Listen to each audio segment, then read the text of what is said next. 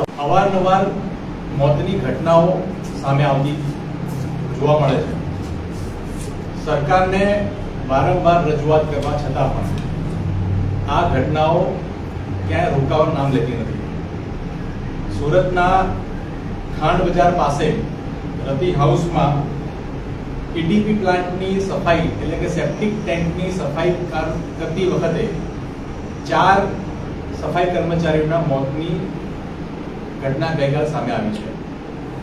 આ પ્રકારની અમાનવીય વૃત્તિ, અમાનવીય કામગીરી, સેપ્ટિક ટેન્ક સાફ કરવી, ગટરમાં ઉતરવું, આ તમામ પ્રક્રિયાના અમાનવીય કામગીરીમાં ગુજરાતનો નાગરિક જોડાયેલો છે, યુવાન જોડાયેલો છે. અને શું કામ એને આ કામ કરવું પડે? કારણ કે ભારતીય જનતા પાર્ટીની ભ્રષ્ટ સરકાર આ યુવાનોને વૈકલ્પિક રોજગારી આપવામાં સદંતર નિષ્ફળ નીવડી છે. આધુનિકતાની બહુ મોટી મોટી વાતો કરીએ, જાહેરાતો કરીએ, તેમ છતાં પણ ગુજરાતમાં આ પ્રકારની કામગીરી સાથે જોડાયેલા 105 જેટલા પરિવારો છે.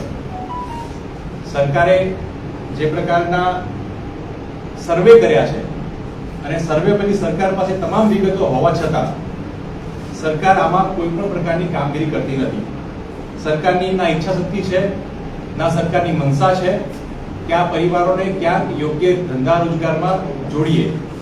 આ અમાનવીય કામગીરીમાં આ પરિવાર છેલ્લા કેટલાય વર્ષોથી કામ કરી રહ્યા છે. સરકારે મોટા ઉપાડે અલગ અલગ સ્કીમો લાવી, પરંતુ એને ધરાતલ પર ઉતારવામાં નિષ્ફળ નીવડી છે, જેના કારણે આ પ્રકારની ઘટનાઓ જે ગઈકાલે આપણે સુરતમાં જોઈએ, એની પહેલા આ જ વર્ષમાં મહેસાણામાં 4 લોકો મૃત્યુ પામ્યા. અને એવું નથી કે આ માત્ર ને માત્ર પ્રાઇવેટ સંસ્થાઓમાં થઈ રહ્યું છે. ભૂતકાળમાં ભાવનગરમાં સાવર્ટ એન્ડ મરીન ઇન્સ્ટિટ્યૂટમાં થયું, એસવીએનઆઈટીમાં આપણે જોઈ, નગરપાલિકાઓની ગટર વ્યવસ્થા તંત્ર સાફ કરવામાં પણ મોત જોયા. એટલે સરકારને તમામ વસ્તુઓ ખબર હોવા છતાં આધુનિકતાની મોટી મોટી વાતો કરે, પણ આધુનિક ઇક્વિપમેન્ટ, સેફ્ટી પ્રિકોશન આપવામાં સંપૂર્ણ નિષ્ફળ નીવડી છે. ગુજરાતમાં છેલ્લા 10 વર્ષમાં 73 જેટલા સફાઈ કર્મચારીઓના મોત થયા છે. અને ગુજરાત સમગ્ર ભારતમાં સફાઈ કર્મચારીઓના મોતમાં 5મા ક્રમાંકે આવે છે. આ સફાઈ કર્મચારીઓ સારું જીવન જીવે, સારી જગ્યાએ નોકરી ધંધો કરે, સ્કિલ બેઝ રોજગારી કરે, એના માટેનો સર્વે કરવામાં આવ્યો. સરકારે સ્કીમો લોન્ચ કરી, પણ બહુ દુઃખ સાથે કહેવું પડે, સરકારના પોતાના આંકડા એવું કહે છે કે વર્ષ 2013 અને 2018માં થયેલા સર્વેમાં ગુજરાતમાં 105 જેટલા પરિવારો જોવા મળ્યા અને એમને સ્કિલ ડેવલપમેન્ટ ટ્રેનિંગ અને વન ટાઈમ ઇન્સેન્ટિવ આપવામાં સરકારે એક પણ પરિવારને છેલ્લા 10 વર્ષમાં રૂપિયો પણ આપ્યો નથી. એટલે સરકારની મનસા, સરકારની ઈચ્છા શક્તિ એ સ્પષ્ટ છે કે આ પ્રકારની અમાનવીય વૃત્તિમાં ગુજરાતનો યુવાન ખપ્યો રહે, એ ગટરમાં ઉતરે, ગટરમાં કામ કરે. સરકાર જો ઈચ્છે તો આ પરિવારોને આધુનિક કામગીરીમાં, સ્કિલ ડેવલપમેન્ટમાં એને કામગીરી આપીને વૈકલ્પિક રોજગારીમાં આગળ ધકેલી શકી હોત. પરંતુ સરકારની જે પ્રકારની મનસા છે, એની કામગીરી છે, એમાં સ્પષ્ટ દેખાડે છે કે સમગ્ર ભારતમાં 58,000 જેટલા લોકો આ પરિવારો જોડાયા છે, જેમાં ગુજરાતમાં 105 પરિવાર છે.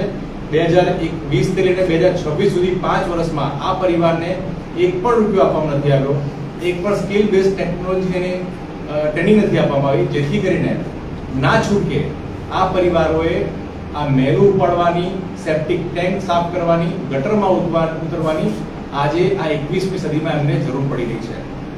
બીજી ખૂબ અગત્યની બાબત એ કે ગુજરાતની જે પ્રકારની આ કામગીરી કરી રહી છે, એમાં સરકાર 2025માં જે કમ્પ્લેન નોંધાય છે, એ એક જ વર્ષમાં 28 જેટલી કમ્પ્લેનો આ ગટર સાફ કરવામાં થયેલા મોતની નેશનલ કમિશન ઓફ સફાઈ કર્મચારી, એનું નેશનલ પોર્ટલ છે, એના પર રજીસ્ટર થઈ છે. એટલે જે અત્યાર સુધીમાં માત્ર 73 જેટલા મોતની વાત હતી, એ એક જ વર્ષમાં 28 થી વધારે કમ્પ્લેનો એ નેશનલ કમિશનને મળે છે. નેશનલ હ્યુમન રાઇટ કમિશનને પણ આ બાબતે લેખિતમાં જાણ કરવા છતાં પણ ગુજરાતમાં કોઈ પણ પ્રકારના પગલાં લેવાયા નથી. આ પ્રકારની અમાનવીય પ્રવૃત્તિ છેલ્લા કેટલાય વર્ષોથી છેલ્લા 3 દાયકામાં ગુજરાત અવ્વલ નંબરે આવ્યું હતું. અત્યારે જે આંકડા પ્રમાણે બતાવી રહ્યા છે એમાં સ્પષ્ટપણે કે ગુજરાત હજુ પણ આ કામગીરીમાં સરકારની દખલગીરી ક્યાંય જોવા મળતી નથી.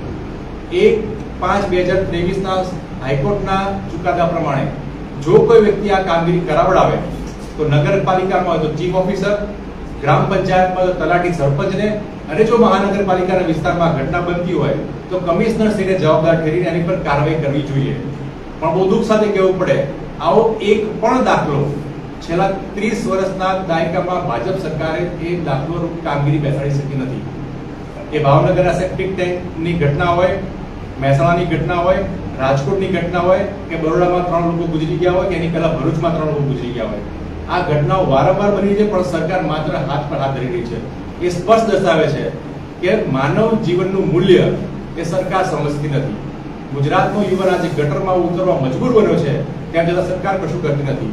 એવામાં સુરતમાં જે ઘટના બની છે એની ગંભીરતાથી નોંધ લઈને એમાં આ એક્ટ અંતર્ગત એટલે કે મેન્યુઅલ સ્કેવેન્જિંગ એક્ટ અંતર્ગત કામગીરી કરવામાં આવે અને તાત્કાલિક ધોરણે જે 4 વ્યક્તિઓ ગુજરી ગયા છે એને 30 લાખની સહાય જે સુપ્રીમ કોર્ટે કહી છે એ મેન્યુઅલ સ્કેવેન્જિંગ એક્ટ અંતર્ગત એને ચૂકવવામાં આવી કોંગ્રેસ પક્ષ માંગ કરે છે.